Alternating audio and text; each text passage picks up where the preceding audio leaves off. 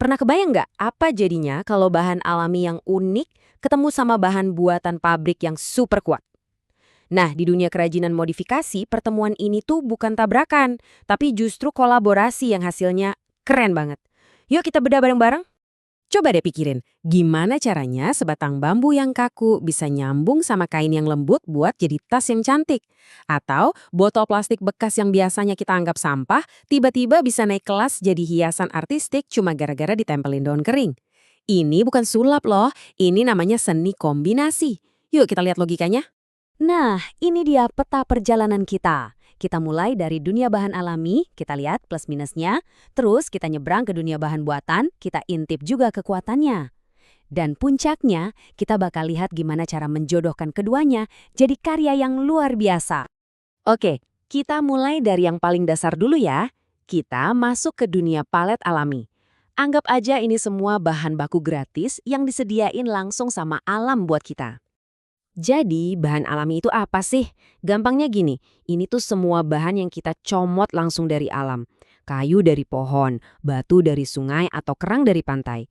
Minusnya, kita nggak bisa pesan, kita cuma bisa manfaatin apa yang alam kasih ke kita.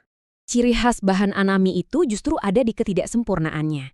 Setiap serat kayu, setiap lekukan batu, itu tuh punya karakter sendiri, punya cerita yang nggak akan pernah bisa ditiru mesin manapun. Inilah yang bikin dia istimewa. Contohnya kayu, nih.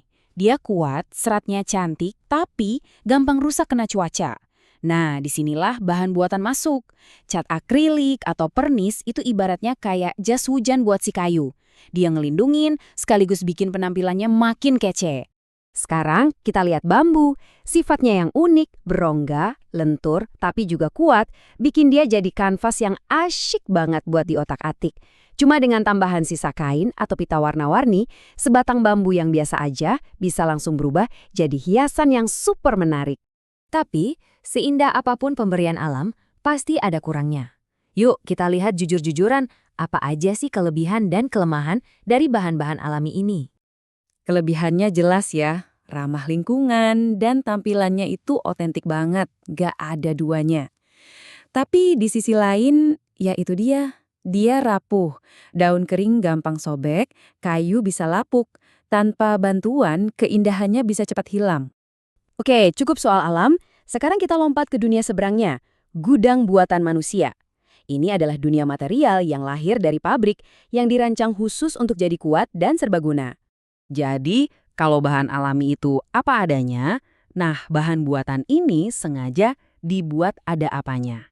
Tujuannya cuma satu, untuk menutupi kelemahan yang dimiliki bahan alami.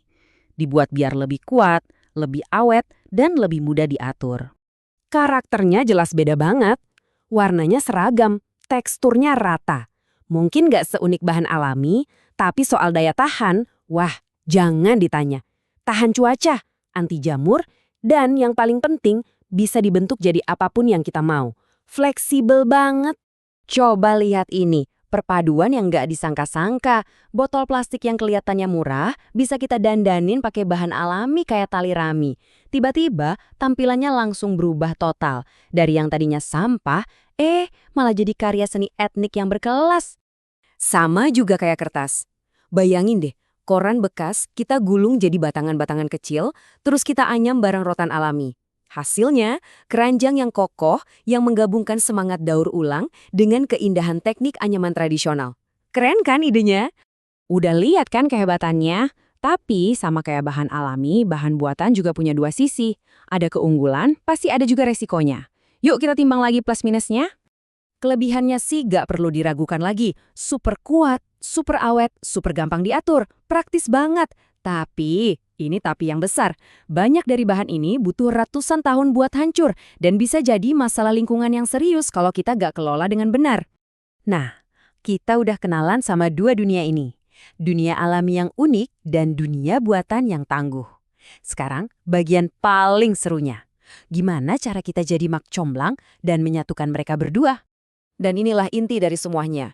Kunci dari kerajinan modifikasi itu bukan memilih antara alam atau buatan, tapi menggabungkan keunikan alam dan ketahanan buatan. Kita ambil yang terbaik dari masing-masing dunia untuk menciptakan sesuatu yang benar-benar baru. Disitulah inovasinya. Jadi pengen coba kan? Gampang kok mulainya. Ikutin aja 3 langkah ini. Pertama, bayangin dulu mau bikin bentuk apa. Kedua, pikirin fungsinya, buat pajangan aja atau mau dipakai. Dan yang ketiga, ini yang paling penting. Lihat sekeliling kamu, bahan apa yang udah ada di dekatmu sekarang. Oke, sebagai penutup, aku punya tantangan kecil buat kamu. Coba sekarang lihat sekelilingmu.